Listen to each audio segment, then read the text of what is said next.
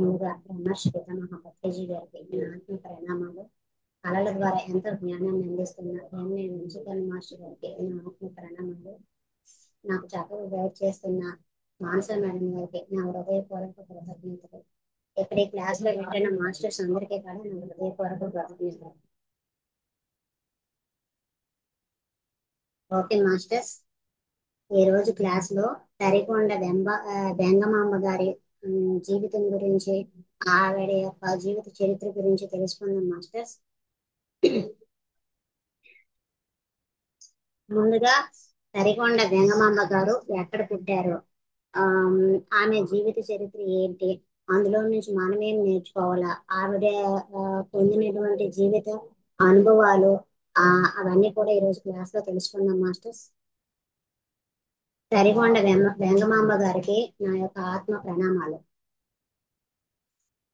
అయితే ఈ తరికొండ వెంగమాంబ గారు చిత్తూరు జిల్లాలో తరికొండ గ్రామంలో కానాల కృష్ణయ్య మరియు మంగమ్మ గారికి 1730లో జన్మించారు మాస్టర్స్. అయితే ఆమె చిన్నతనం నుంచి దైవ స్మరణ, సంకీర్తనలు తప్ప ఇంకా ఆవిడకి మరో ఆలోచన అంటూ ఏమీ ఉండేది కాదనమాట. ఆమె జీవితంలో జరిగిన సన్నివేశాలు ఆ అవన్నీ కూడా మనము పాయింట్స్ లా తెలుసుకుంటూ ఆ వాటి నుంచి మనమేం నేర్చుకోవాలి, మన జీవితానికి అవి ఎలా అన్వయించుకోవాలి అని కూడా మనము పాయింట్స్ వారీగా తెలుసుకుందాము. అయితే ఒక పువ్వు వికసించినప్పుడు ఏ విధంగా అయితే పరిమళిస్తుందో, అదే విధంగా ఒక చిన్న బిడ్డ పుట్టినప్పుడు ఆ విధంగానే పరిమళిస్తాడనమాట. అంటే తను పూర్తిగా ఆత్మస్థితిలో ఉంటాడు. ఎవరైతే చిన్న బిడ్డగా పుడతారో వాళ్ళు పూర్తిగా వాళ్ళకి మనసు అనేది వికసింపబడదు కదా, పూర్తిగా ఆత్మస్థితిలో ఉంటారనమాట. అయితే ఆ మనకి అన్నమయ్య గారి కీర్తన ఒకటి ఉంది, అది ఏంటంటే ముద్దుగారి యశోద ముంగిట ముచ్చముల వీడు దిద్దురాని మహిమల దేవకీ సుతుడు. అంటే పిల్లలకి మనము ఏవి దిద్దించకుండే వాళ్ళకి దివ్య శక్తులు ఉంటాయి. అయితే కానీ మనం ఏం చేస్తాం, వాటిని అది చెయ్యొద్దు, ఇది చెయ్యొద్దు, అక్కడికి ఎక్కొద్దు, ఎలా చెయ్యు అనేసి వాటిని అన్నింటినీ కూడా మనమే వాటిని నాశనం చేయడం జరుగుతుంది. అయితే వెంగమాంబ గారి తండ్రి గారైన కృష్ణయ్య గారి నుంచి మనం ఏం నేర్చుకోవాలంటే, తన బిడ్డ లోని యొక్క ఆ యొక్క దివ్యత్వాన్ని చూసి ఆమె ఆమె దైవ ఆరాధన ఏ విధంగా చేసేది, ఎంత శ్రద్ధగా చేసేది, తన యొక్క ఆసక్తి, దైవం పట్ల తన యొక్క ఆసక్తిని చూసి ఎంతో మెచ్చుకునేవాడు అనమాట. తనకి ఏం కావాలంటే అది కొనేసి ఇచ్చేవాళ్ళు. ఇంకా తన చుట్టుపక్కల ఉన్న వారిని అందరినీ పిలిచి మా పాప చూడ ఎంత చక్కగా పాటలు పాడుతుంది, కీర్తనలు పాడుతుంది, ఆ దైవారాధన చేస్తుంది అనేసి ఆ చుట్టుపక్కల ఉన్న వారిని అందరినీ పిలిచేసి చూపించేవారు అనమాట. అంత చక్కగా ఎంకరేజ్మెంట్ చేశారు ఆ యొక్క వెంగమాంబ గారికి. అయితే మనం చిన్నప్పుడు సుమారు పేరెంట్స్ అందరూ ఇలాగే ఉంటారు. పిల్లలు డ్యాన్స్ వేస్తున్నా లేదా పాటలు పాడుతున్నా, ఆ ఇంకా ఏవైనా భగవద్గీత లాంటి శ్లోకాలు చెప్పుతున్నా ముద్దు ముద్దుగా వాళ్ళు మనము ఎంకరేజ్ చేస్తున్నాం. సుమారు పేరెంట్స్ అందరూ కూడా అలాగే చప్పట్లు కొడతారు, వాళ్ళకి వీళ్ళు చెప్తారు, మెచ్చుకుంటారు, ఇలా చేస్తూ ఉంటారు అనమాట. అయితే వన్స్ ఒక కొన్ని రోజులు పోయిన తర్వాత ఇలా 10th క్లాస్ ఈ టైంకి వచ్చినప్పటికి ఇవన్నీ అన్నింటినీ పక్కన పెట్టేసి ముందు 10th క్లాస్ పాస్ అవ్వు, 10th క్లాస్ ఫస్ట్ మార్కులు, ఫస్ట్ ర్యాంక్ సెకండ్ ర్యాంకులు తెచ్చుకోవాలి అని ఇంకా అప్పటి నుంచి స్టార్ట్ చేస్తారనమాట. ఇంజనీరింగ్ చదవాలి, డాక్టర్ చదవాలి అనేసి ఇంకా అక్కడి నుంచి వాళ్ళలో ఉన్న ఆ యొక్క నైపుణ్యాన్ని అసలు తీనెవరనమాట. కనీసం ఒక 2 గంటలైనా సరే వాళ్ళకంటూ అది కేటాయించినవారు. పూర్తిగా చదువు చదువు చదువు ఒక్కటే చదువు, ఇంక ఉద్యోగాలు తప్ప ఇంకేమీ లేదు అన్నట్టుగా ఇప్పుడు ఈ సమాజంలో పెద్దవాళ్ళందరూ ఆ విధంగానే ప్రవర్తిస్తున్నారు. అలా చేయకూడదని దీని నుంచి మనం నేర్చుకోవాలి. అయితే ఇప్పుడు ఇప్పుడు సమాజంలో ఎవరైతే ఉన్నారో ఆటలు వద్దు, పాటలు వద్దు, డ్యాన్స్ వద్దు, ఈ మ్యూజిక్ ఇవేమి వద్దు, ఉద్యోగము ఐఏఎస్ ఆఫీసర్ కావాలి, డాక్టర్ కావాలి, వీళ్ళందరూ అలాగే ఉంటే మరి చాలా వరకు మనకి సచిన్ టెండూల్కర్ కానివ్వండి, లేకపోతే బాలసుబ్రహ్మణ్యం గారు కానివ్వండి, వాళ్ళందరూ కూడా ఎలా ఇప్పుడు అంత అభివృద్ధిలోకి వచ్చి చక్కగా సంగీతం గట మనకి వినిపించేవారే ఉండకపోదురు. కవులు కూడా చాలా వరకు, కవిత్వాలు కూడా చాలా వరకు ఈ మధ్యన మరుగున పడిపోయేవి.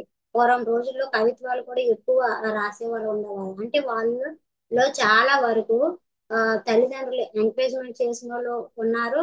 చాలా వరకు అలా ఆ తల్లిదండ్రుల నుంచి బయటపడేవారు కూడా ఉండొచ్చు అనమాట. అంటే ఏంటంటే ఇక్కడ ఇలాగ మన ముందుకు వచ్చిన పాడినలందరూ కూడా పెద్దవాళ్ళ కోరల్లో చిక్కుకోకుండా తప్పించుకున్న వాళ్ళే చాలా వరకు. చా తక్కువ మందికి తల్లిదండ్రుల పేరు ఎంకరేజ్మెంట్ ఉంటది, కానీ చాలా వరకు అయితే వాళ్ళ నుంచి తప్పించుకున్న వాళ్ళే అని చెప్పొచ్చు మనకి. అయితే ఇక్కడ కర్ణ మల్లేశ్వరి గురించి కూడాను ఆ తన శ్రీ కదా, తనకి ఎందుకు అవన్నీ అని వాళ్ళ పేరెంట్స్ ఆ ఉమ్, ఒప్పుకోకపోతే మరి తన ముందుకు ఈ విధంగా ఆ శ్రీగా వచ్చి అలాగా సాధించేదే కాదు వెయిట్ లిఫ్టర్స్ కనుక మనము వాళ్ళ యొక్క నైపుణ్యతను గుర్తించి వాటిని మనము ఎంకరేజ్ చేయాలి. కానీ మనం ఏది చేయాలి, అదే మనం ఏది చెప్తామో, మనకి ఏ ఉద్యోగం అయితే ఇష్టమో అదే చేయాలని కోరుకోకూడదు పిల్లల నుంచి. ఇది ఇక్కడ మనం తెలుసుకోవాలి మాస్టర్స్. ఇంకోటి ఏంటంటే బిడ్డ పుట్టగానే పరిమళించినట్టు ఈ బిడ్డ భూమి మీద అది ఎందుకు వచ్చారో వాళ్ళు చిన్నప్పటి నుంచి అదే చేస్తూ ఉంటారు అనమాట. వాళ్ళ ఆత్మ ప్రణాళికలో ఏముంటదో ఆ అలాగే వాటినే ప్రదర్శిస్తూ ఉంటారు. వాటినే నేర్చుకుంటూ ఉంటారు. వాటిలోనే నైపుణ్యం పొందడానికి ఇంకా ఇంకా కృషి చేస్తూ ఉంటారు. కానీ ఆ యొక్క తల్లిదండ్రులు కానివ్వండి, లేకపోతే చుట్టుపక్కల వారు కానివ్వండి, వాళ్ళకి ఎంకరేజ్మెంట్ ఇవ్వకుండా వాళ్ళని ఇది చెయ్యాలి, ఇటువైపు వెళ్తే ఎటువంటి ప్రయోజనం ఉండదు, ఎటువంటి డబ్బులు సంపాదన ఉండదు అన్నట్టుగా, ఆ అధికారం ఉండదు అన్నట్టుగా ప్రేరేపించదో వాళ్ళని ఆ వాళ్ళైతే ఏదైతే భూమి మీద చేయడానికి వస్తారో వాటిని పూర్తిగా ఆ పక్కదోవ పట్టిస్తారనమాట. అయితే కొన్ని రోజుల వరకు ప్రతి తల్లిదండ్రులు ఎంకరేజ్ చేస్తారు కదా, అప్పుడు బాగానే ఉండేది. అయితే పెద్ద అయితే వస్తుంది ప్రాబ్లమ్. అదే విధంగా వెంగమాంబ గారి జీవితంలో కూడా తను పూర్తిగా ఆ భగవత్ ఆరాధనలో ఉండిపోయేదన్నమాట. బయటకు ఆటలకి పాటలకి వెళ్ళేది కాదు. అక్కడ ఆరాధనలో ఉండిపోయి శ్రీవారి పైన పద్యాలు పాడటము, ఆ ఇంకా ఆ యొక్క ప్రార్థన చేయడము, ఆ శ్రీవారిని అలంకరణలో నిమగ్నమైపోవడము, అలంకరిస్తూ పాటలు పాడుతూ లాలి పాటలు పాడుతూ చక్కగా అందులోనే పూర్తిగా ఉండిపోయేది. కొన్ని రోజులు పెద్ద అయిన కొద్దీ వాళ్ళ తండ్రి గారికి ఇంక భయం పట్టుకుంది. ఇదేంటి అందరు అమ్మాయిలా కాకుండా, అందరి పిల్లల్లా కాకుండా పూర్తిగా ఈ దైవారాధనలో ఉండిపోతుంది అనేసి వాళ్ళ నాన్నగారికి భయం భయం వేసింది. అప్పుడు ఏం చేశారంటే ఈ వెంగమాంబ గారి తండ్రి కృష్ణయ్య గారు ఇంకా తన కూతురి యొక్క భవిష్యత్తుని ఆ ఏంటి అని భయపడి పెళ్లి చేద్దాం అనేసి అనుకున్నారు. అంటే అప్పటికే ఆమెకి 7-8 సంవత్సరాలు. అంటే అప్పుడు బాల్య వివాహాలు ఉండేవి కదా, ఇంకా ఆ విధంగా నిర్ణయం తీసుకున్నారు అనమాట. అయితే చూడండి తను ఎంతగా ఆ అప్పుడు రోజుల్లో ఉండేదంటే 7-8 సంవత్సరాలకే బాల్య వివాహం చేసేసేవాళ్ళు అనమాట. ఆ విధంగా తనకి వివాహం చేయడానికి నిశ్చయించుకున్నారు.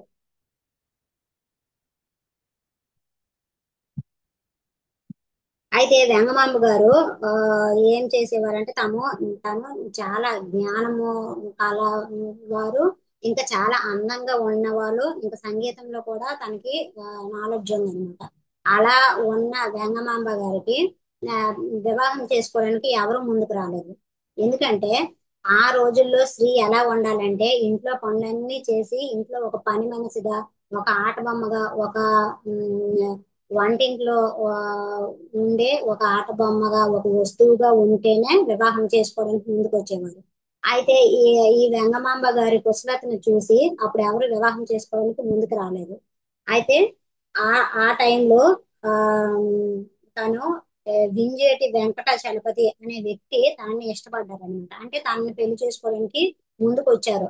ఆమె యొక్క కుశలతని నచ్చి ఆ వింజేటి వెంకటేశ్వర చలపతి తనని పెళ్లి చేసుకోవడానికి సిద్ధమయ్యారు. అయితే ఈ వెంగమాంబ గారు ఏం చెప్పేవారంటే నా భర్త వెంకటేశ్వరుడే, మరి ఎవరో కాదు, అసలు నేను వివాహం చేసుకోను ఆ అనేసి తన తండ్రి గారికి చెప్పారు.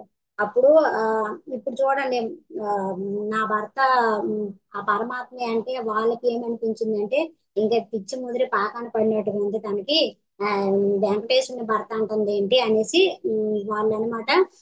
అలా కాదు, నువ్వు పెళ్లి చేసుకోవాలి అన్నారు. అప్పుడు తను చెప్పింది అనమాట ఏంటంటే ఈ సృష్టిలో ఉన్నది ఇద్దరే, ఒకడు పురుషుడు, రెండు ప్రకృతి. పురుషుడు అంటే ఆ పరమాత్మ, ప్రకృతి అంటే మనమందరము అనేసి చెప్పింది. చెప్తే అదేం లేదు, నువ్వు సైలెంట్ గా ఉండు, నేనేం చెప్తే అదే విని అన్నట్టుగా తల్లిదండ్రులు ఆ తన్ని ఇంకా ఆ, బలవంతం పెట్టారనమాట, చేసుకోవాలి తప్పదు అన్నట్టుగా. అప్పుడు కూడా తను చెప్పేది, నాన్న అసలు ఏం మాట్లాడుతున్నారు, అసలు ఈ సృష్టిలో ఉన్నది ఆ పరమాత్మ ఒక్కడే, మనందరం కూడా ప్రకృతి, ఇంకా నీకు భర్త పరమాత్మే, నాకు భర్త పరమాత్మే, అమ్మకి భర్త పరమాత్మే అన్నట్టుగా చెప్పింది. అదే అసలైన సృష్టి రహస్యం, కానీ వాళ్ళు అర్థం చేసుకోలేదు. వెంగమాంబ గారికి వెంకటేశ్వర భర్తగా భావించింది, ఇంకా అదే ఆ పిచ్చిలోనే ఉంది తన అనే భావంతో ఉన్నారు. కానీ అసలు అసలైన సృష్టి రహస్యం అదే అనేసి వాళ్ళు అర్థం చేసుకోలేకపోయారు అనమాట. అంతేకాదు అసలు ఇక్కడ గమనించవలసింది ఏంటంటే అది ఒక అరుదైన భావన. అది ఎవరికి కలుగుతుంది అంటే ఆత్మజ్ఞానం ఉన్న వాళ్ళకి మాత్రమే ఇటువంటి భావన కలుగుతుంది. ఫర్ ఎగ్జాంపుల్ మనకి ఇక్కడ ఆ, రామకృష్ణ పరమహంస, తను కూడా ఇదే విధంగా ఫీల్ అయ్యారు. పురుషుడు అంటే ఆ పరమాత్మ, ప్రకృతి అంటే నేను స్త్రీని అన్నట్టుగా ఫీల్ అయ్యి తన శరీర అవయవాలు కూడా స్త్రీగా మారిపోయేవి. అతని జీవిత చరిత్ర చదివితే మనకు అర్థమవుతుంది అనమాట. అలాంటి భావనలో చాలా తక్కువ మంది ఉంటారన్నమాట. అలా ఉన్న వారిలో వెంగమాంబ గారు ఒకరు. అయితే ఈ ప్రకృతి పురుషుడు అనే సిద్ధాంతాన్ని తరిగొండ వెంగమాంబ గారు ప్రతిపాదించారు. ఇది ఎవరికీ అర్థం కాలేదు. ఈ వెంకటేశ్వర స్వామి భర్త అంటుంది ఈమె ఒక పిచ్చిది అనుకొని అక్కడ ఆమెని విమర్శించారు. కానీ ఇది ఆత్మజ్ఞానం ఉన్న వ్యక్తులకు మాత్రమే అర్థమవుతుంది. అయితే వంశీ సార్ మనందరికీ ఒక మాట చెప్పారు. ఏంటి అంటే ఆ, ఈ భర్త అంటే మన నా ఉమ్, అది పురుషుడు కానివ్వండి, స్త్రీ కానీ, భర్త అంటే పరమాత్మ, భర్త అంటే భాగము పరమాత్మ, మిగతా వాళ్ళందరూ కూడా ప్రకృతి. అది మనకి అందుకే వంశీ సార్ ఏంటంటారు, ఈ భర్త నకిలీ, పిల్లలు కూడా నకిలీ వాళ్ళు, నా భార్య కూడా నకిలీ, అత్తమామలు, ఆడపడుచులు వీళ్ళందరూ నకిలీ, అసలైన వారు ఆ పరమాత్మే అనేసి మనందరికీ అప్పుడప్పుడు క్లాస్ లో మనం వింటూ ఉంటాం అనమాట. అదే విధంగా ఇదంతా కూడా నకిలీ, నా భర్త పరమాత్మ అని కూర్చొంది వేంగమాంబ. అయితే తల్లిదండ్రులు ఊరుకోరు కదా. అప్పుడు 100 సంవత్సరాలకు ముందు సమాజం ఎలా ఉండేదంటే ఆ పూర్తిగా అజ్ఞానంలో ఉండేది. ఆడది అంటే ఒక ఆట బొమ్మ అనే స్థితిలో ఉండేది. అయితే అప్పుడు తల్లిదండ్రులు ఇంకా ఆ చెప్పిన మాట వినకపోతే తల్లిదండ్రులకు ఉండే ఒకే ఒక అస్త్రం ఏంటి, ఇంకా నేను చెప్పినట్టు చేయకపోతే మేము విషం తాగి చనిపోతాము, లేకపోతే ఊరేసుకుని చనిపోతాము అనే ఒక అస్త్రం ఉంటది అనమాట. ఇది బ్లాక్ మెయిల్. ఇది అంత ఆ ఆ, అది చెప్పడానికి కూడా రావడం లేదు. అంత అలాగా అసలు ఉండకూడదు తల్లిదండ్రులు. ఎందుకంటే తల్లిదండ్రులు అలా బ్లాక్ మెయిల్ చేయడం వల్ల పిల్లలు ఓకే ఆ ఒప్పుకుంటారనమాట.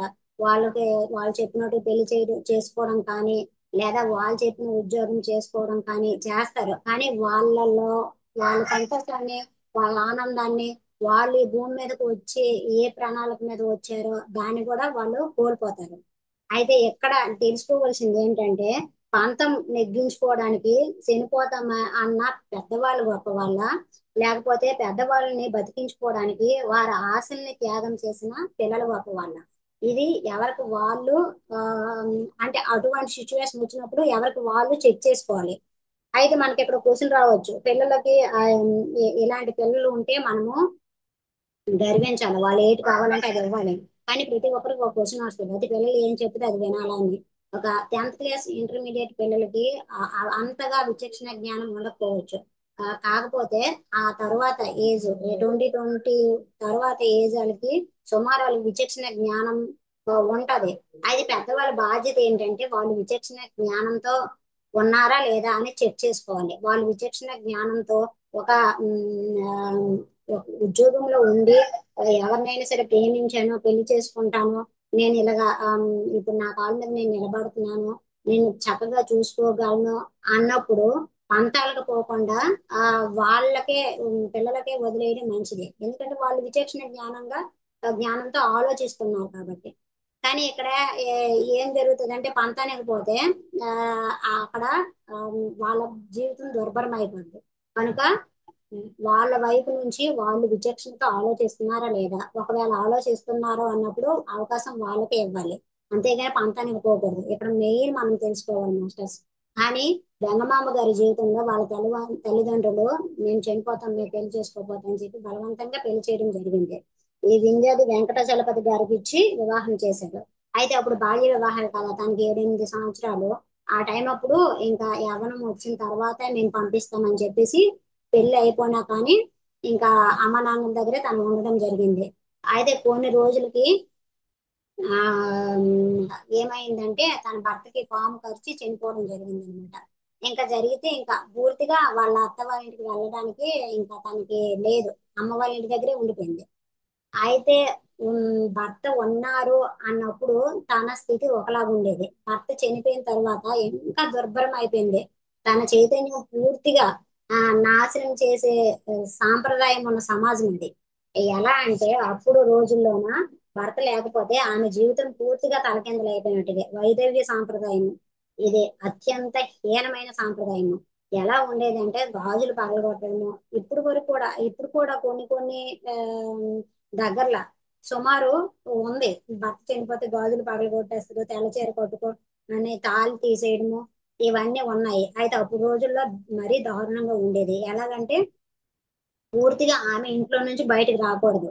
ఇంకా తల గుండు కొట్టించేసి గాజులు పగలగొట్టేసి ఇంకా బొట్టు లేకుండా ఇలా ఉండే రోజులు అవి. అది ఎందుకు అలా చేసేవాడంటే ఆ ఇతరులలో కామము అంటే ఆమె ఎదురు పడితే ఇతరులలో కామము రగిలించకుండా, ఆమెలో కామం రగలకుండా ఆ జీవిత కాలము అదే అలాగే గడపాలి అనేసి అప్పటి రోజుల సాంప్రదాయం అన్నమాట. ఈ సాంప్రదాయాన్ని కరిగొండ వెంగమాంబ గారు ఫస్ట్ టైం ఈ సాంప్రదాయాన్ని ఎదిరించారు. ఆ ఆ ఈ యొక్క సాంప్రదాయాన్ని ఎదిరించి సమాజంలో నిలబడడానికి ఫస్ట్ టైం ఆమె అసలు నేను ఎందుకు గాజులు పగలగొట్టాలి, ఇది ఇప్పుడు నా చిన్నప్పటి నుంచి వచ్చాయి ఈ బొట్టు పువ్వులు గాజులు కాటుక, ఇవన్నీ కూడా నాకు నచ్చిన వస్త్రధారణ, ఇవన్నీ నా చిన్నప్పటి నుంచి వచ్చాయి. ఇవెందుకు నేను తీసేయాలి, కావాలంటే భర్త వచ్చినప్పుడు వచ్చేది తాళి, అది కావాలంటే తీసుకోండి, కానీ నేను ఏవి తిని ఇలాగే ఉంటాను, నేను ముత్తైదువుగా ఉంటానని తను అన్ని అలంకరించుకొని ఉండేది. కానీ అప్పుడు సమాజం అసలు ఒప్పుకునేది కాదు. అయితే అప్పుడు ఏం చేశారంటే ఆ ఆ యొక్క ఊర్లో ఉన్న పండితులు పీఠాధిపతులు పెద్దవాళ్ళు ఉంటారు కదా, వాళ్ళందరూ కూడా ఇంకా రాద్ధాంతం చేశారనమాట. ఆ అసలు ఇలా ఉండొద్దు అనేసి. చూడండి, చనిపోయిన శవం ఎదురొచ్చినా పర్వాలేదు కానీ భర్త చనిపోయిన భార్య ఆ విధవరాలు అంటారు కదా, ఆమె ఎదురొస్తే మాత్రము బాగా తిట్టుకోవడము, తిట్టడం, ఇవన్నీ చేసేవారు అనమాట. అసలు మనం దీని నుంచి ఏం నేర్చుకోవాలంటే ఇప్పుడు కూడా ఈ సాంప్రదాయం కానీ ఇలాంటి అజ్ఞానపు ఆలోచనలు కానీ ఎవరిలోనైనా ఉంటే ముందుగా దాన్ని విడిచిపెట్టేయాలి మాస్టర్స్. ఎందుకంటే ఈ భౌతిక స్థితిలో భౌతిక శరీరాన్ని చూడకూడదు, వారిలో ఉన్న ఆత్మని చూడాలి. అసలు అంత టాలెంట్ గా ఆ ఆత్మ ఆ యొక్క ప్రణాళిక వేసుకొని భూమి మీదకి వచ్చి ఉండడమే గ్రేట్. ఆ ఇలాంటి అవమానాన్ని భరిస్తూ ఇంకా అలాంటి వారిని ధ్యానంలోకి వచ్చిన తర్వాత కూడా అలాంటి ఆలోచనతో ఉన్నాము అంటే అది కరెక్ట్ కాదు. ఒకప్పుడు ఉండొచ్చు కానీ ఇప్పుడు అస్సలు ఉండకూడదు. ఆ దీని నుంచి మనం ఇది నేర్చుకోవాలి మాస్టర్స్. అసలు మనకి తెలుసో తెలియదో కానీ అమ్మవారి దశ మహావిద్యలోన ఇది ఆ ఇది నాకు ఒకసారి విన్నాను. ఏంటి అంటే అమ్మవారు దశ మహా అవతారాలు కాదు, దశ మహావిద్యలోన ఆమె ధూమావతి దేవిగా ఉంటదన్నమాట. అంటే స్త్రీలు ఏ ఏ స్థితుల్లో ఎలా ఉంటారో అనడానికి ఆమె ఒక్కొక్క రూపంలో మనకు తెలియజేస్తది.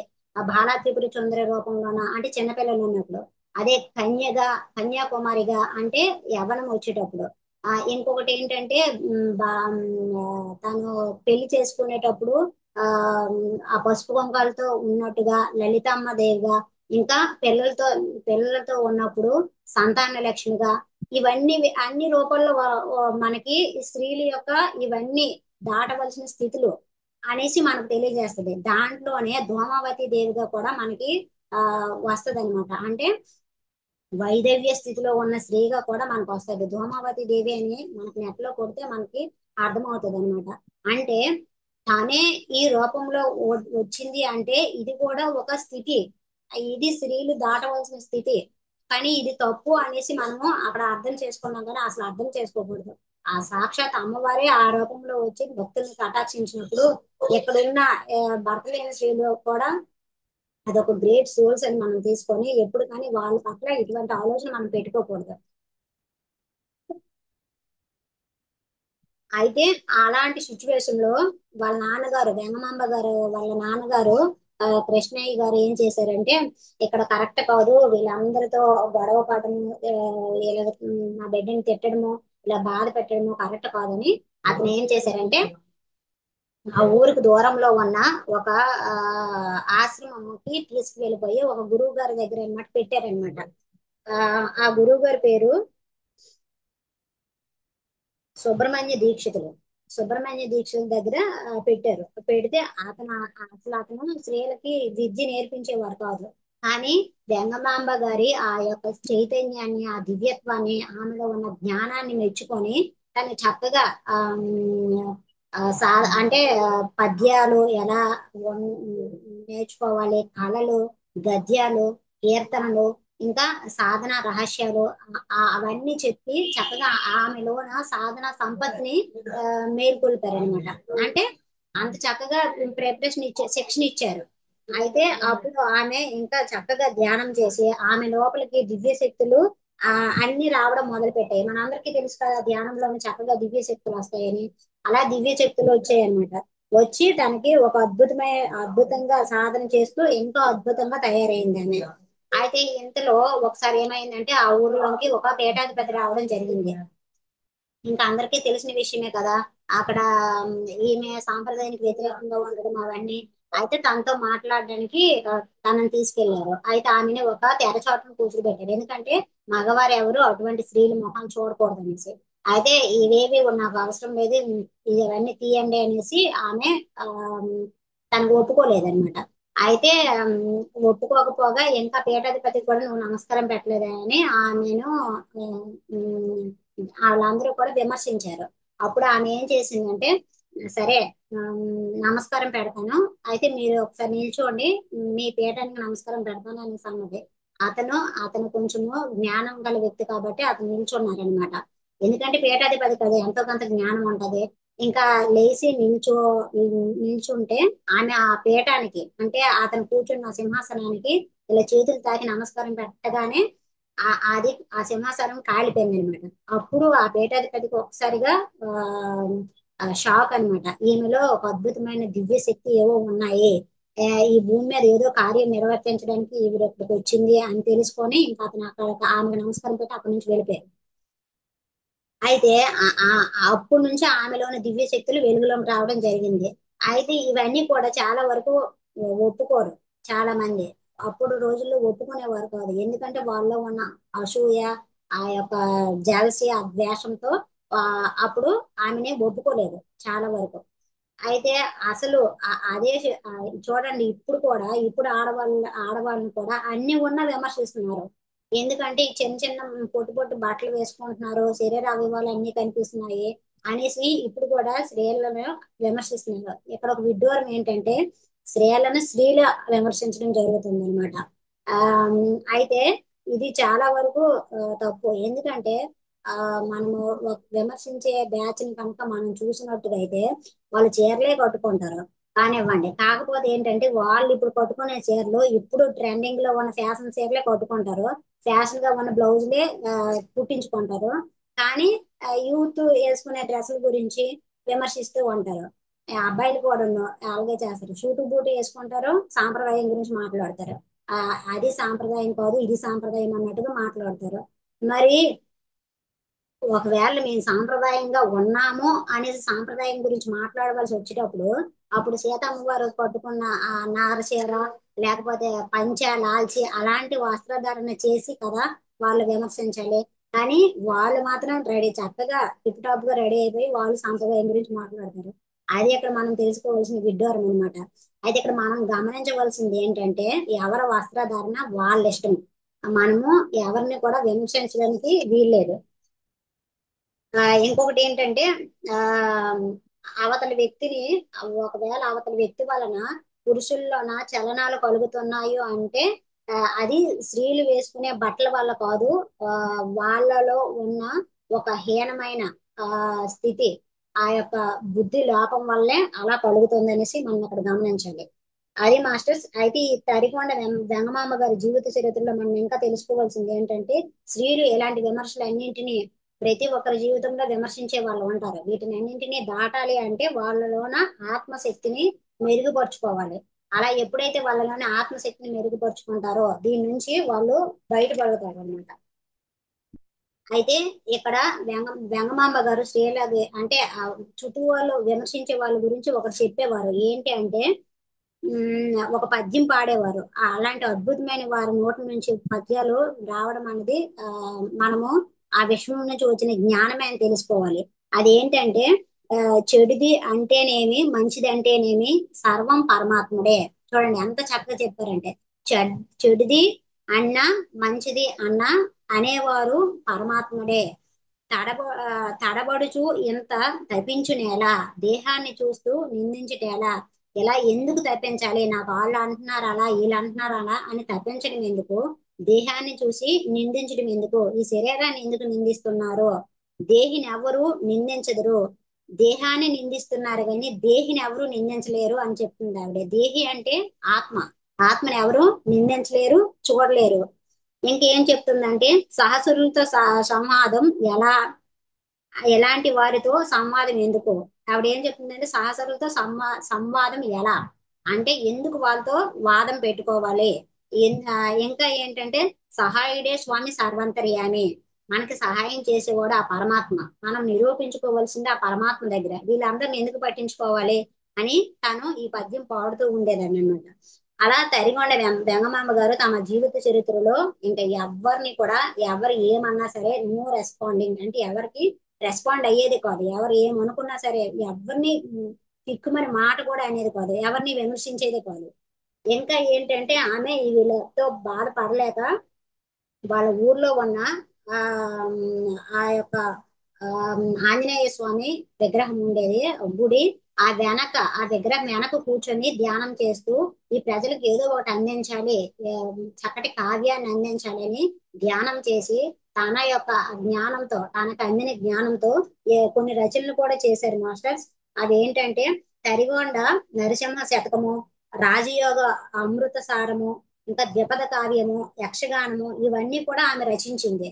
ఆమె రచించి అక్కడ కూర్చొని చక్కగా రచనలు చేస్తుంటే కొంతకాలానికి అందరికీ తెలిసిపోయి, ఆహా అందుకే కనిపించకుండా ఇక్కడ కూర్చున్నామని చెప్పి తనని ఇంకా భర్త లేని స్త్రీలు గుడిలోకి రాకూడదని ఆమెని బయటికి పంపించారు.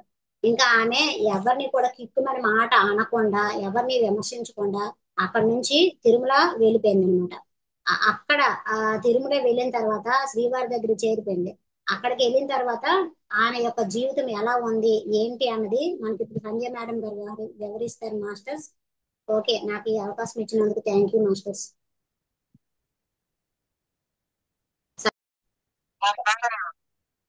ముందుగా మనందరి గురువైన బ్రహ్మర్షి పితామహ పత్రిజీకి నా ఆత్మ ప్రణామాలు. కళల ద్వారా మనకి ఇంతటి జ్ఞానాన్ని అందిస్తున్న వంశీ మాస్టర్ కి నా ఆత్మ ప్రణామాలు. నాకు ఇంతటి అవకాశం ఇచ్చిన మానస మేడానికి నా హృదయపూర్వక కృతజ్ఞతలు. మనకి ఇంతటి జ్ఞానాన్ని అందిస్తున్న వెంకటేశ్వర స్వామికి, వెంగమాంబకి నా ఆత్మ ప్రణామాలు. Okay masters, thank you.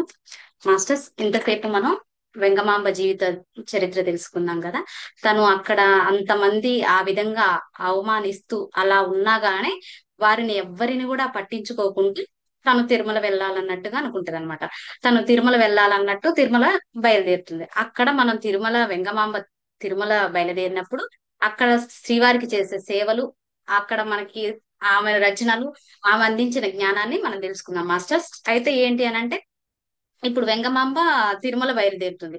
Tirumala బయలుదేరేసరికి అక్కడ ఏంటి అని అంటే, మహాత్మా ఆత్మరామ్ దాసు అని అనే ఒక అతనికి ఆచార్యులకి శ్రీవారు ఏంటి కలలు కనిపిస్తాడు అనమాట.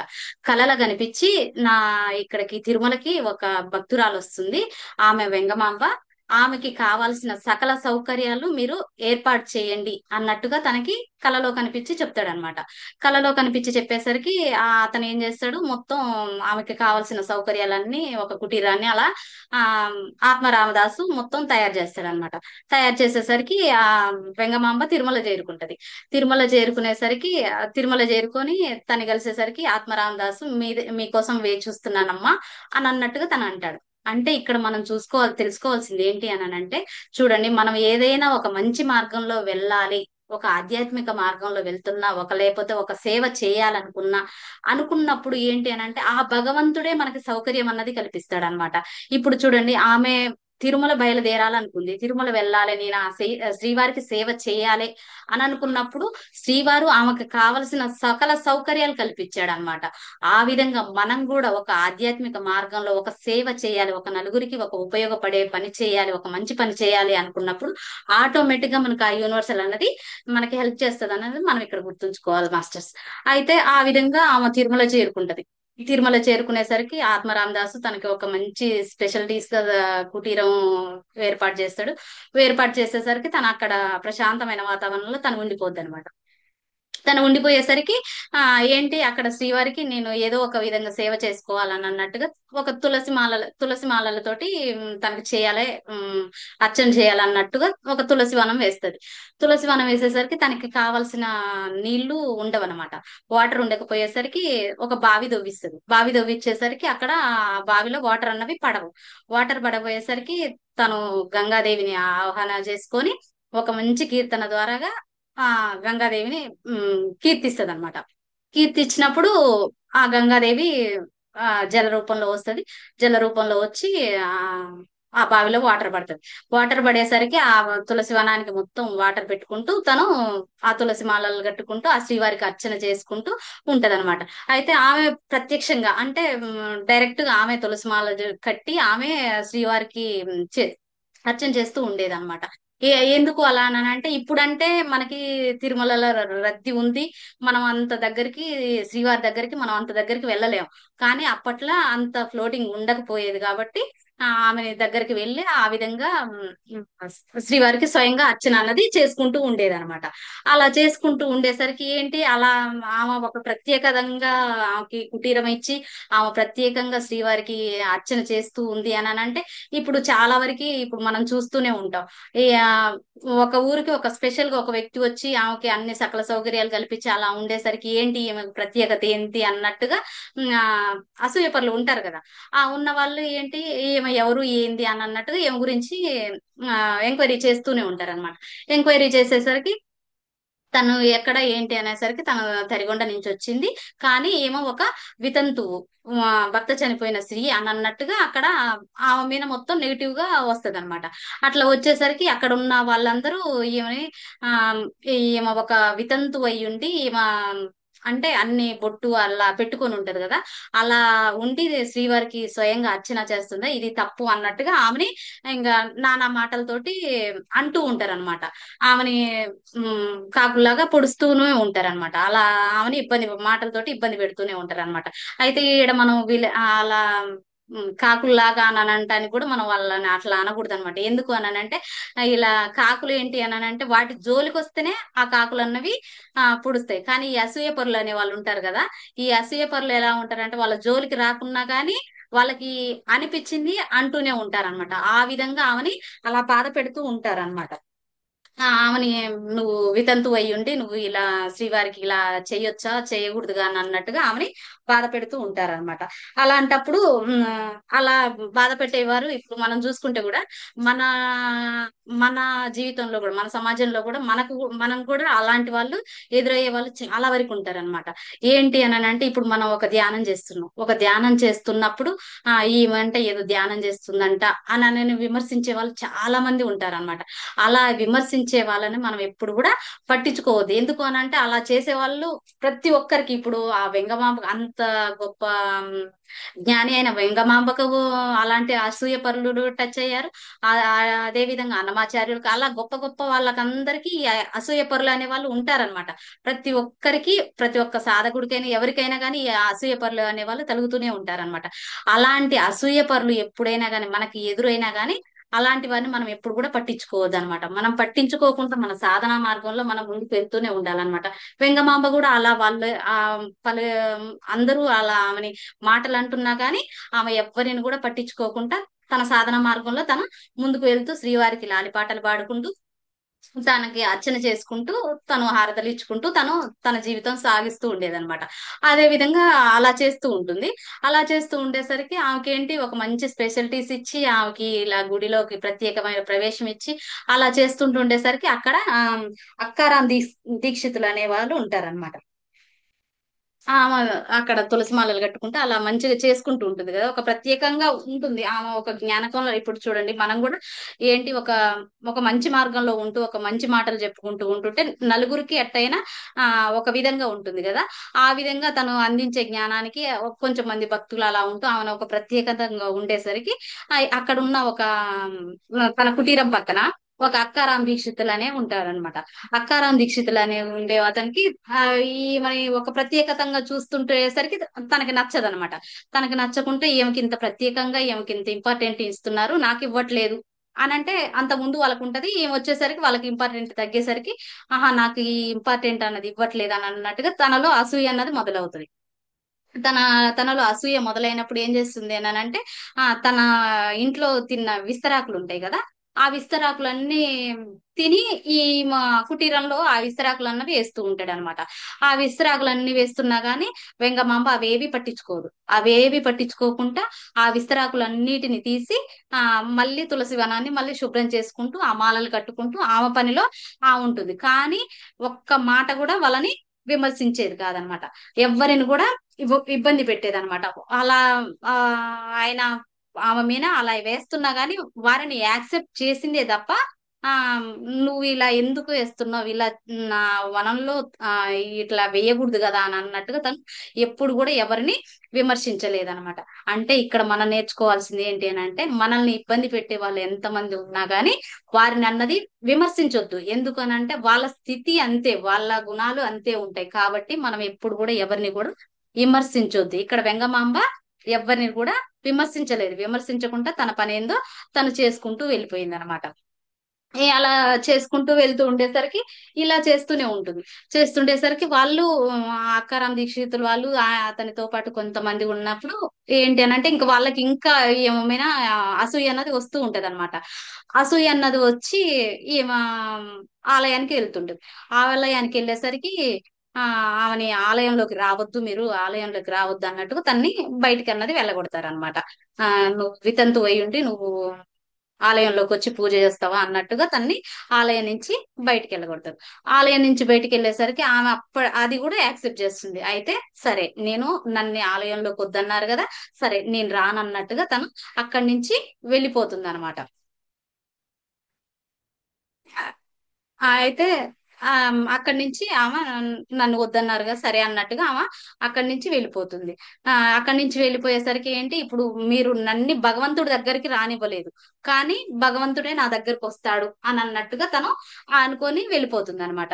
వెళ్ళిపోయి ఆ ఆమె ఏంటి అని అంటే ఆ ఉమ్, భగవంతుడు భగవంతుడి దగ్గరికి భగవంతుడే నా దగ్గరకు వస్తాడు అన్నట్టుగా వెళ్ళిపోతుంది. వెళ్ళిపోయి ఆమె అక్కడ ఉమ్, ఆ, రోజు హారతిచ్చి పాటలు పాడుకుంటూ ఉంటుంది కదా. అదే విధంగా తను భగవంతునికి తన కుటీరంలో కూర్చొని ఆ హారతులు ఇచ్చుకుంటూ పాటలు పాడుకుంటూ ఉంటుంది అనమాట. పాటలు పాడుకుంటూ ఉండేసరికి అప్పుడు ఏంటి అని అంటే భగవంతుడు ఆ ఆ అక్కడ సేవలన్నీ పవలింపు సేవలన్నీ అయిపోయాక ఈమె కుటీరంలోకి అన్నది వచ్చేస్తాడనమాట.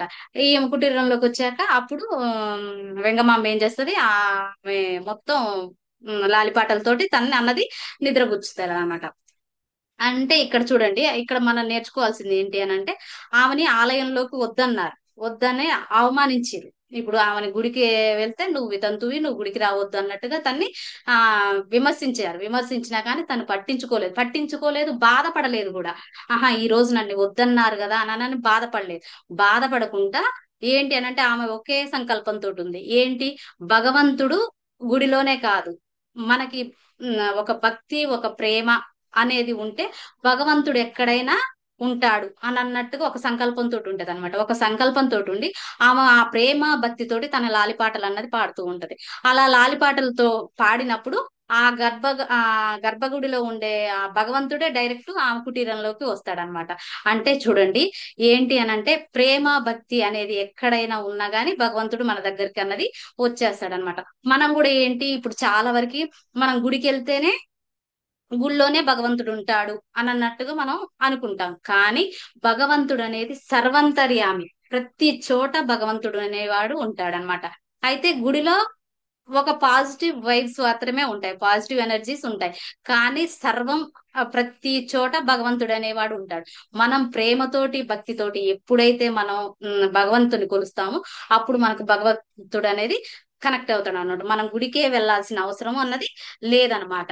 ఆ ఎక్కడైనా కానీ మనం భగవంతుని అన్నది కొంచెం ఈ పాయింట్ లో మనం ఈ విధంగా అర్థం చేసుకోవచ్చు అనమాట. ఇప్పుడు చూడండి, మనం కూడా సపోజ్ ఏంటి అని అంటే చాలా వరకు ఇప్పుడు మనం ఇంట్లో కూర్చొని మెడిటేషన్ చేసుకుంటున్నాం. ఇంట్లో కూర్చొని మెడిటేషన్ చేసుకునేటప్పుడు ఏంటి, మనం ఆ భగవంతుణ్ణి ధ్యానించుకుంటూ మనం ఆ ఆ భగవంతుణ్ణి ఆటోమేటిక్ గా మనం ఆ కనెక్ట్ అవుతూ మన ఆయన శక్తిని మనం తీసుకుంటున్నాం. అని అంటే మనం ఒక గుడికి వెళ్తున్నామా లేదు, ఆయన శక్తి చైతన్యానికి అన్నది మనం కనెక్ట్ అవుతున్నామా లేదా. ఆ విధంగా భగవంతుడు అనేవాడు గుళ్ళోనే కాదు సర్వంతర్యామి, తను ప్రతి చోట ఉంటాడు అన్నది మనం ఈ పాయింట్లు అన్నది నేర్చుకోవచ్చు అనమాట. ఆ విధంగా ఆ, ఆమె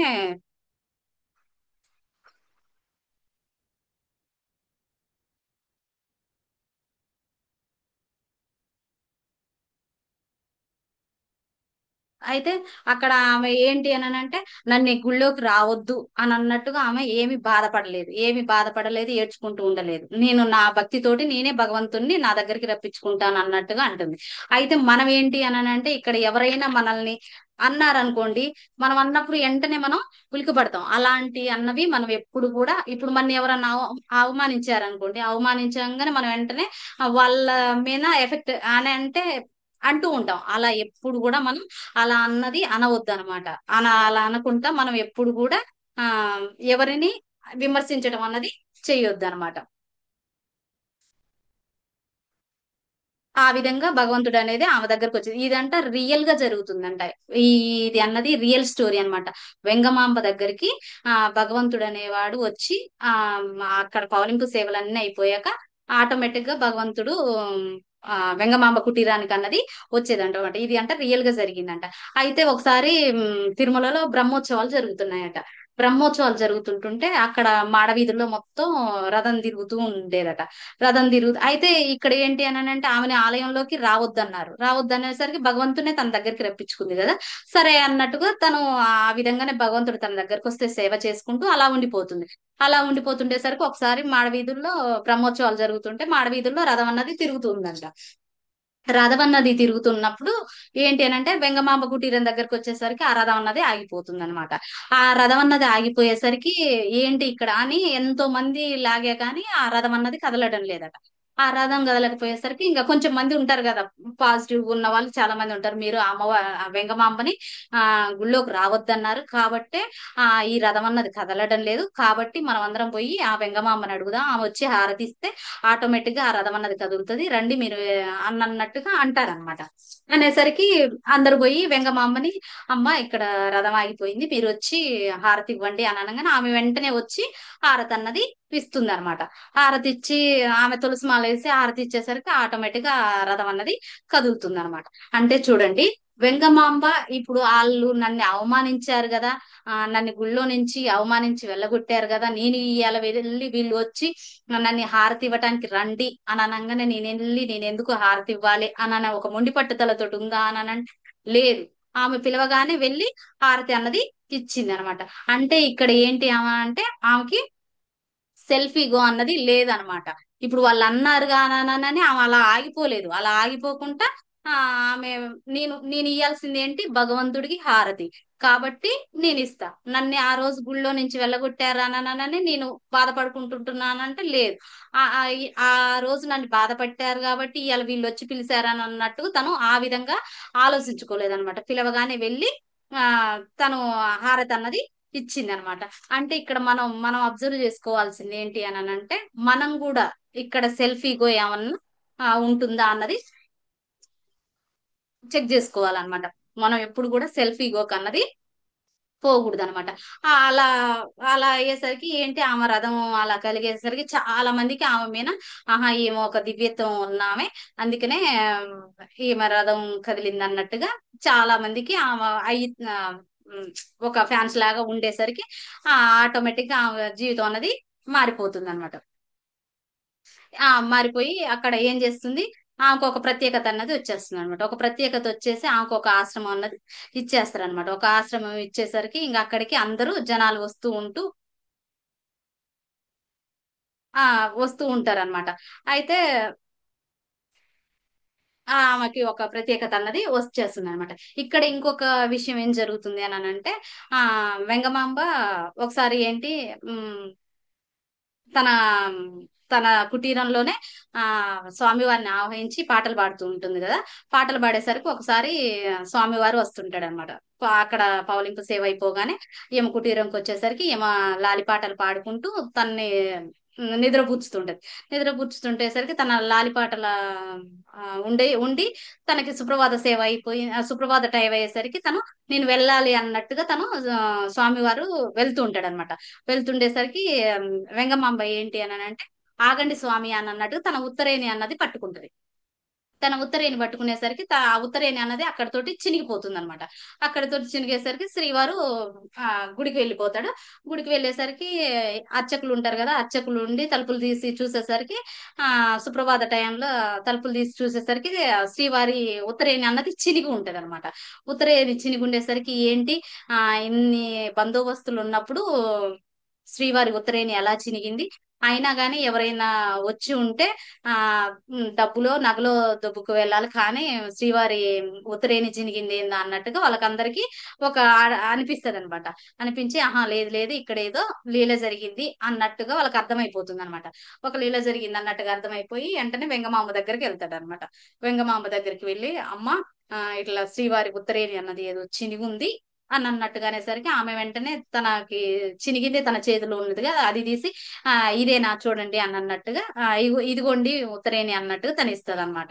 అంతే ఇంకా అప్పుడు చాలా మందికి ఆ ఏంటి ఆఖరికి అంటే అప్పటి వరకు కొద్దిగా నమ్మకం ఉండేది.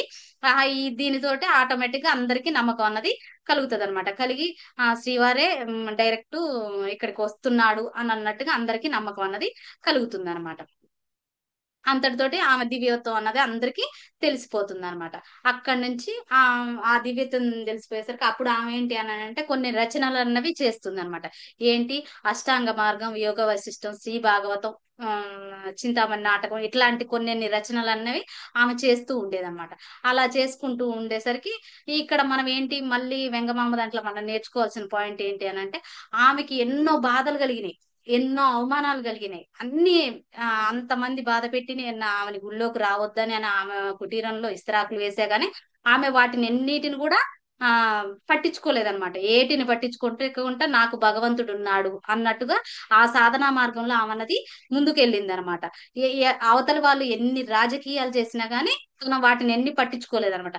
అదే విధంగా మనం కూడా అవతలి వాళ్ళు ఏదైనా ఆధ్యాత్మిక రాజకీయాలు చేసినా కూడా మనం వాటికి ఎప్పుడు కూడా ఎఫెక్ట్ కావద్దు అనమాట. అలా చేస్తున్నారు అని అనుకోండి, వాటిని అన్నిటిని మనం ఎప్పుడు కూడా పట్టించుకోవద్దు. అలాంటి రాజకీయాలు చేస్తున్నారని అనుకోండి, మనం పట్టించుకోకుంటుంటే ఏంటి, ఆ భగవంతుడే చూసుకుంటాడు. ఏదైనా ఆ భగవంతుడు ఉన్నాడు, ఆ భగవంతుడు చూసుకుంటాడు. ఈడ తప్పేది రైట్ ఏది అన్నది ఏదీ లేదు. ఏదైనా గాని ఆ భగవంతుడు ఉన్నాడు అన్నని మనం ఎప్పుడైతే నమ్ముతామో ఆటోమేటిక్ గా మన సాధన మార్గంలో మనం ముందుకన్నది వెళ్తూ ఉంటాం అనమాట. అయితే చూడండి, ఇప్పుడు ఆమె అంతమంది ఆ విధంగా రాజకీయం చేశారు. రాజకీయం చేసి ఆమెని అవమానపరిచి అన్ని చేశారు. అన్ని చేసినా గానీ ఆమె ఎక్కడైనా తగ్గిందా, ఎక్కడైనా తన సాధన నోలు పెట్టిందా, ఎక్కడైనా తన భక్తి నోలు పెట్టిందా అని అంటే ఎక్కడ ఏది చేయలేదు. అలా చేయలేదు కాబట్టే భగవంతుడు ఈ లీలను చూపించాడు అనమాట. ఏంటి, ఆ ఉత్తరేని ఆమె ఇంట్లో ఉండటం తోటి ఎందుకు భగవంతుడు అంటే జగన్నాథ్ యొక్క సూత్రధారి అంటాం కదా, ఆ విధంగా ఆమె దివ్యత్వాన్ని అన్నది బయటికి తీయడానికి, ఆ విధంగా ఆమెను ఒక వెలుగులోకి తీసుకురావడానికి భగవంతుడు ఆ విధంగా చేశాడనమాట. కాబట్టి మనం కూడా ఎప్పుడు కూడా ఎంతమంది మనల్ని ఎన్ని అన్నా గాని మనం అన్నది ఆ వెనక్కి అన్నది తగ్గొద్దు. అవతల వాళ్ళని మనం ఎప్పుడు కూడా పట్టించుకోకుండా ఉండాలన్నమాట. వాళ్ళు మనల్ని ఏదో అంటున్నారని వాళ్ళని తిరిగి అనకుండా విమర్శించకుండా అలా ఉండాలన్నమాట. అలా ఉన్నప్పుడు భగవంతుడు మనకి ఏదైనా మంచి మార్గం అన్నది చూపిస్తాడు. ఈ విధంగా ఆమెకి అన్నది చూపించాడు అనమాట. అలా చూపించేసరికి ఆటోమేటిక్ గా ఆమె దివ్యత్వం అన్నది బయటకు వచ్చేసరికి ఆమెకు ఒక ఆశ్రమం వచ్చి ఇంకా శ్రీవారికి సేవ చేసుకుంటూ ఉందన్నమాట. అయితే శ్రీవారికి సేవ చేసుకుంటూ ఉన్నప్పుడు అక్కడ శ్రీవారి కాడికి వచ్చిన వాళ్ళందరూ కూడా ఈమెను దర్శించుకుంటూ ఉన్నారనమాట. ఈమె ఆశ్రమంకి వచ్చి ఈమెను దర్శించుకుంటూ ఉండేసరికి ఆమెకి ఆటోమేటిక్ గా అన్ని ఆ, ఒక ఏంటి ఒక పేరు ఒక ప్రతిష్ట అవన్నీ వస్తుంటాయి కదా. ఇక్కడ అమ్మవారి కాడంట ఆ స్వామివారి ఉత్తరేణి ఉందంట అననే ఆటోమేటిక్ గా అది ఫ్లో అయిపోయి మొత్తం తెలుస్తుంది అనమాట. మొత్తం తెలిసి అక్కడ శ్రీవారిని దర్శించిన వాళ్ళందరూ ఈమె దగ్గరకు వస్తుండేసరికి ఈమె ఆశ్రమంలోకి ఆ జనాలు అన్నది పెరగటం స్టార్ట్ అవుతుంది అనమాట. అక్కడ వచ్చేసరికి ఇంకా అక్కడ సంపదలు డబ్బులు అన్ని ఎక్కువైపోతాయి. కానీ అందులో ఒక్క రూపాయి కూడా తను వాడుకోకుండా మొత్తం సేవకి అన్నది ఉపయోగించేది అనమాట. అంటే ఇక్కడ మనం ఇంకొక పాయింట్ ఏంటి అని అంటే ఇప్పుడు ఆమె అక్కడ ఆమెకి పేరు వచ్చింది, ప్రతిష్ట వచ్చింది, సంపదలు వచ్చినాయి. అలా పేరు ప్రతిష్ట సంపదలు వచ్చినప్పుడు ఆమె వాటి వైపు మొగ్గు చూపింది అని అంటే ఆమె సాధన మార్గం అన్నది ఆగిపోయేది. ఆమె వేటి వైపు కూడా మొగ్గు చూపించకుండా తన సాధన పట్ల రచనల పట్లనే ఆమె ధ్యాస అన్నది ఉంచింది. అదే విధంగా మనకి ఒక సాధనా మార్గంలో మనకు ముందుకు వెళ్తున్నప్పుడు మనం కూడా అబ్జర్వ్ చేసుకుంటే ఒక ఒక పేరు ఒక ప్రతిష్ట ఒక సంపదలో ఇలాంటివి వస్తూ ఉంటాయి అన్నమాట. అలాంటివి వచ్చినప్పుడు మనం ఎప్పుడు కూడా వాటి వైపు మొగ్గు చూపామనుకోండి మన జీవితం అంతటితోటే ఆగిపోతుంది అనమాట. ఎప్పుడు కూడా మనం అలాంటి వాటి వైపు కాకుండా మన సాధనా మార్గంలో మనం ముందుకు వెళ్తే ఆటోమేటిక్ గా మనం ముందుకు అన్నది సాగొచ్చు అనమాట. అయితే ఇప్పుడు అమ్మవారు ఏంటి ఆ విధంగా డబ్బుల వైపు ఆ సంపదల వైపు వేటి వైపు కూడా తన మొగ్గు చూపకుండా తన జీవితం మొత్తం ఏంటి ఆ ఒక సాధన వైపు చూపించింది, ఒక రచనల వైపు చూపించింది కాబట్టి ఆమె గొప్ప వ్యక్తి అయిందనమాట. అయితే వాళ్ళకి ఆమెకి అలా ఉంటూ ఉండేసరికి మొత్తం జనాలు ఫ్లోటింగ్ అయిపోయింది కదా. అలా అవుతుంటాలకి ఆమెకి సాధన అన్నది భంగం అవుతుంది అనమాట. జనాలు ఎక్కువ అయ్యేసరికి ఆమె వ్యక్తిగతంగా సాధన అన్నది చేయలేకపోతుంది. వ్యక్తిగత సాధన చేయలేకపోయేసరికి శ్రీవారిని వేడుకుంటుంది అనమాట. స్వామి నేను ఇలా వ్యక్తిగత సాధన నేను సాధన మార్గంలో కరెక్ట్ ఉండలేకపోతున్నా కాబట్టి నాకు వ్యక్తిగత సాధన కావాలి అన్నట్టుగా అనేసరికి స్వామివారు ఏంటి అని అంటే ఆమెని తుంబుర తీర్థానికి పంపిస్తాడనమాట. తుంబుర తీర్థం అంటే ఏంటి అని అంటే ఒక చాలా అద్భుతమైన ప్రదేశం అనమాట. ఆ తుంబుర తీర్థానికి ఆమెనన్నది తీసుకెళ్తారనమాట. అంత ప్రశాంతమైన ఒక మంచి ప్రదేశంలో ఆమె ఏం చేస్తుంది అని అంటే పగటి పూట మొత్తం ధ్యానం చేసుకుంటూ సాధన చేసుకుంటూ ఉండి నైట్ పూట రాత్రి కాగానే అన్ని సేవలయ్యి శ్రీవారి తలుపులు మూయగానే ఆమె కాంతి శరీరంతో శ్రీవారి గర్భాలయంలోకి వెళ్తుంది అనమాట. గర్భాలయంలోకి వెళ్ళి ఆమె మొత్తం తన పాటలతోటి ఆ తులసి మాలలతోటి ఆ పూలు పండ్లతోటి అర్చన చేసుకుంటూ హారతలు ఇచ్చుకుంటూ పాటలు పాడుకుంటూ తనని నిద్రపుచ్చుతూ అక్కడ తన సేవ అన్నది చేసుకుంటూ ఉంటుంది అనమాట. అలా చేసుకుంటుండేసరికి మళ్ళీ ఉదయం పూట తలుపులు తీసేసరికి అక్కడ అంటే గుళ్ళో ఏంటి మొత్తం పవలింపు సేవ అయిపోయేసరికి అక్కడ అవన్నీ శుభ్రం చేసి వెళ్తారు కదా. తెల్లారి వీళ్ళు సుప్రభాత సేవకు పోయేసరికి అక్కడ పూలు పండ్లు అంటే అప్పటికప్పుడు పెట్టిన పూలు ఎలా ఉంటాయో అలా ఉండేసరికి వాళ్ళకందరికి ఆశ్చర్యం వేస్తుంది అనమాట. ఏంటి ఇలా జరుగుతుంది, మనం వెళ్ళేటప్పుడు ఈ తీస్తున్నాం మళ్ళీ మనం ఉదయం వచ్చేసరికి అని అన్నట్టుగా వాళ్ళందరూ అక్కడ ఆశ్చర్యపోతారనమాట. అయితే ఇప్పటికీ కూడా అక్కడ శ్రీవారి గర్భాలయంలో ఇలా జరుగుతూనే ఉందనంట. అంటే ఏంటి అని అంటే వెంగమాంబ కాంతి శరీరంతో డైరెక్ట్ వచ్చి శ్రీవారిని అన్నది అర్చన అన్నది చేసుకుంటుంది అనమాట. ఆ విధంగా వెంగమాంబ జీవితం అన్నది ఆ భగవంతుడికి ఆ విధంగా అర్చన అన్నది చేసుకుంటుంది అనమాట. అంటే చూడండి ఇక్కడ ఆమె ఎన్నో దశలు ఆ ఆటోమేటిక్ గా ఎన్నో అవమానాలు పడ్డది. వితంతు అన్నట్టు అవమానాలు పడ్డది. ఆ ఆమె చాలా ఇదిగా తన అవమానం అన్నది చేశారు. కానీ ఆ అవమానం అన్నది కూడా ఆమె ఏది పట్టించుకోకుండా తన సాధన మార్గంలో ముందుకెళ్ళింది. తనకి పేరు ప్రతిష్ట అవన్నీ వచ్చినా గానీ అవి కూడా ఏమీ పట్టించుకోలేదన్నమాట. ఆ విధంగా మనం కూడా ఒక సాధన మార్గంలో మనకు కూడా ఎన్నో దశలు వస్తుంటాయి. ఆ దశలన్నీ దాటి మనం ముందుకు వెళ్ళాలన్నమాట. అలా ముందుకు వెళ్ళినప్పుడే మన సాధన మార్గంలో మనం ముందుకు వెళ్ళినట్టు అవుతుంది. ఆ విధంగా వెంగమాంబ అలా చేస్తుంది అనమాట. అదే విధంగా ఇప్పుడు వెంగమాంబకి ఏంటి అని అంటే ఆ తను కుటీరంలో విస్తరాకులు వేస్తుడు కదా. ఎవరు అన్నం అతను పేరు అయితే విస్తరాకులు వేసే అతనుకు ఏంటి అని అంటే అతన్ని ఎప్పుడు కూడా తను విమర్శించేది కాదనమాట. విమర్శించకుండా ఆ అవి ఇస్త్రాకులు అన్నది క్లీన్ చేసేది కదా. అయితే ఆమె ఎప్పుడైతే ఆమెను దూషించాడో, ఆమెను దూషించినప్పుడు అతనికి ఆటోమేటిక్ ఫెరాలసిస్ వచ్చి తను చనిపోతాడు అనమాట. తను చనిపోయి తన వంశం కూడా చాలా వరకు అంతమన్నది అయిపోతుంది అనమాట. అంటే ఇక్కడ మనం తెలుసుకోవాల్సిన పాయింట్ ఏంటి అని అంటే, ఎప్పుడు కూడా మనం గురుదోషణ అన్నది చేయకూడదు అనమాట. ఎప్పుడైనా మనం గురుదోషణ చేశాము అని అంటే ఆ ఎఫెక్ట్ అన్నది ఉంటది. ఎప్పుడైనా కానీ దైవ దూషణ, గురుదోషణ అన్నది మనం ఎప్పుడు కూడా చేయకూడదు. అయితే మనం ఇప్పుడు ఇలా అనుకోవచ్చు, ఏంటి వెంగమాంబకు అన్ని అవమానాలు, అన్ని బాధలు పడుతుంది కదా.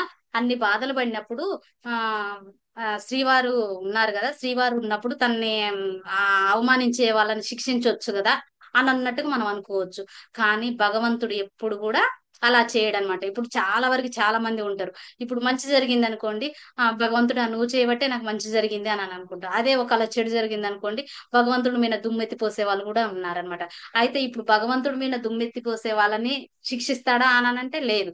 అదే భగవంతుడిని పొగిడిన వాళ్ళని ఓకేలే అని అంటాడా లేదు. ఎవరినైనా కానీ ఒకే విధంగా చూస్తాడు భగవంతుడు. కాబట్టి మనం కూడా ఒక పరమాత్ముని లాగా మనం ఉండాలి అని అంటే, ఈ రోజు మనం తిట్టిన వాళ్ళని తిట్టాల్సిన అవసరం లేదు, మనం పొగిన వాళ్ళని గొప్పగా చూసుకోవాల్సిన అవసరం అన్నది లేదనమాట. ఎప్పుడు కూడా మనం ఒకే విధంగా అన్నది ఉండాలన్నమాట. పరమాత్ముని లాగా ఉండాలి అని అంటే మనం ఆ విధంగా అన్నది ఉండాలి.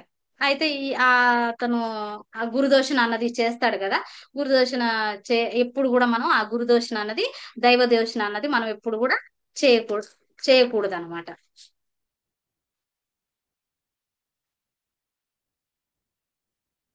ఆ విధంగా ఆమె తుంబురు తీర్థంలో ఉంటుంది కదా, తుంబురు తీర్థంలో ఉంటూ ఆ విధంగా చేస్తూ ఉంటున్నప్పుడు ఒకసారి ఏం చేస్తుందనంటే, తుంబురు తీర్థానికి ఒక అతను ఒక కుష్టు వ్యాధి వచ్చిన అతను అక్కడికి వస్తాడనమాట. ఏంటి అని అంటే, అతను కుష్టు వ్యాధి కుష్టు వ్యాధి వచ్చి తను అలా ఉండేసరికి ఊళ్ళో వాళ్ళందరూ తన్ని వెళ్ళగొడతారనమాట.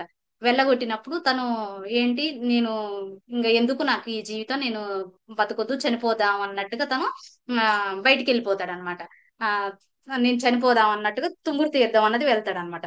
తుంగురు తీర్థం వెళ్ళేసరికి అక్కడ చనిపోదాం అనేసరికి అక్కడ వెంగమాంబని చూస్తాడు. వెంగమాంబ వచ్చి తనని నువ్వు ఎందుకు చనిపోవటం, ఏమొద్దులే అన్నట్టుగా తన శక్తితోటి, తన దివ్య శక్తితోటి మొత్తం తన జబ్బును అన్నది పోగొడతాడు. అప్పుడు అతను మామూలు మనిషి అయిపోతాడు అనమాట. మామూలు మనిషి కాగానే ఆ తను ఏం చెప్తాడు అని అంటే, నేను ఇక్కడ, వెంగమామ ఏం చెప్తాడు, నేను ఇక్కడ ఉన్నట్టు నువ్వు ఎవరికి చెప్పొద్దు అన్నట్టుగా తనకి చెప్తాది అనమాట. చెప్పేసరికి సరేలే అన్నట్టుగా తను ఊళ్ళోకి వెళ్ళిపోతాడు. ఊళ్ళోకి వెళ్ళిపోయాక అందరు అడుగుతారు కదా, ఏంటి నువ్వు ఇలా ఎలా అయ్యావు అని అన్నప్పుడు, ఎట్టయినా కానీ ఒక రహస్యం అని అంటే దాన్ని దాపాలని అంటే దాపలేమన్నమాట.